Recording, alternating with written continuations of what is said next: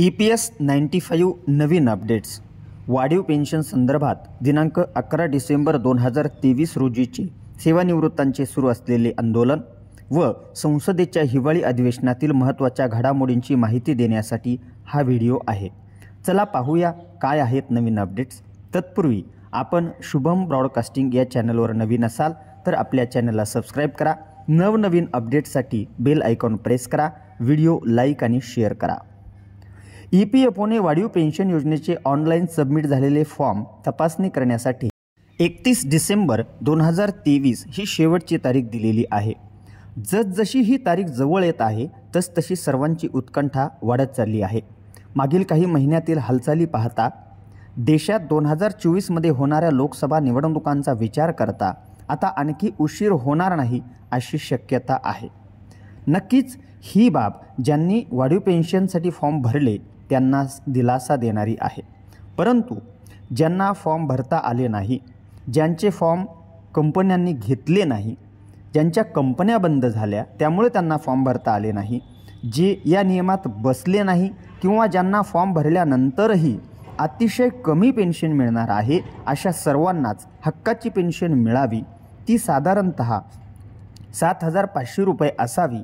त्यात महागाई भत्त्यात होणाऱ्या वाढीच्या प्रमाणात वेळोवेळी वाढ करावी या मागण्या घेऊन देशभरातील अनेक वृद्ध पेन्शनर्स गेल्या 3 दिवसांपासून EPFO कार्यालयाच्या बाहेर व दिल्लीच्या रामलीला मैदानावर धरणे आंदोलन करीत आहेत.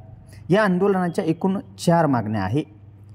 कमीत कमी पेन्शन रक्कम 1,000 रुपयावरून 7,500 रुपये करणे, महागाई भत्त्याशी संलग्नित करून ज्याप्रमाणे दर 6 महिन्याला महागाईच्या दरावरून भत्ता दिला जातो तो वाढीव स्वरूपात असतो त्या प्रमाणात पेन्शनमध्ये वाढ करणे, सर्व पेन्शनर्सला मोफत वैद्यकीय सुविधा पुरवणे, तसंच जे या योजनेत पात्र ठरू शकले नाही त्या सर्वांना या योजनेचा लाभ देणे, याप्रमाणे या 4 मागण्या आहेत.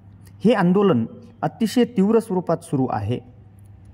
जो पेन्शनर्स की बात करेगा वही देश पे राज करेगा याप्रमाणे या पेन्शनर्सनी यापूर्वी केंद्रीय अर्थमंत्री निर्मला सीतारामन व पंतप्रधान श्री नरेंद्र मोदी यांचीही भेट घेतलेली आहे.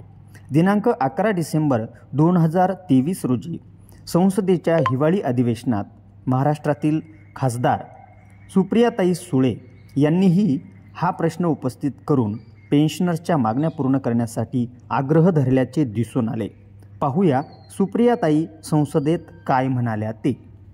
सर, मैं आज यहाँ शून्यकाल में एक बहुत इम्पोर्टेंट इशू है जो सीनियर सिटीजन्स के बारे में है.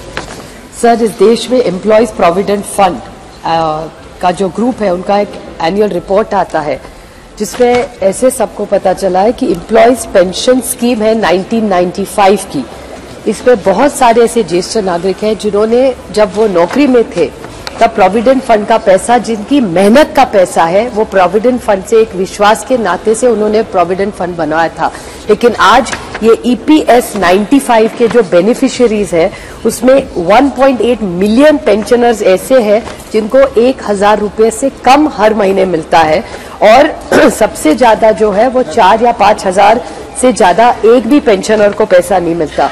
और एवरेज अगर इस पूरे वर्क सेक्टर का जो फोर्स है उसमें का अगर एवरेज निकले तो 1,500 रुपया ही EPS 95 को मिलता है. सर, आप सोचिए आज इतनी महंगाई है और अगर कोई दादा दादी या नाना नानी उनके छोटे से पोते या पोती को एक गिफ्ट भी देना चाहे उनके जन्मदिन पे तो 1,500 रुपया अगर उनको पूरे महीने की उनकी हक की कमाई है, पूरा लाइफ उन्होंने बच्चों को बड़ा करने में किया, सारा पैसे बच्चों की सिखाई, घर लेने में डाल दिया, उसके बाद जब रिटायर होके अपनी मेहनत का जो हक मांग रहे वो भी 1,500 रुपया.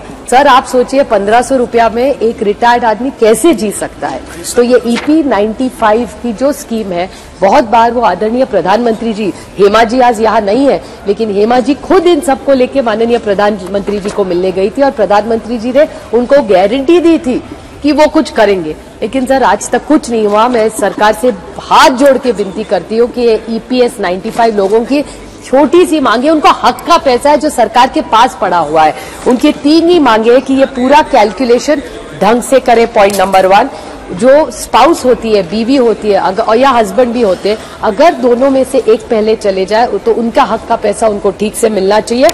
और जो कॉस्ट ऑफ इंडेक्स है सर, लिविंग है, जो उनका हक का EPS 95 का पैसा है वो उनको ही मिलना चाहिए। सरकार उसको ना रखे, वो उनका पैसा है जो सरकार ने गलत तरीके से रखा है। मैं हाथ जोड़ के इस सरकार को विनती करती हूँ कि आप गारंटी की सरकार बोलते हैं तो प्लीज हमारे इस सीनियर सिटीजन्स को जो गारंटी एक स्कीम नी दी थी उसको पूरा करें और जल्द से जल्द ये सीनियर सिटीजन्स को उनका हक का जो पेंशन का फंड है वो मिले।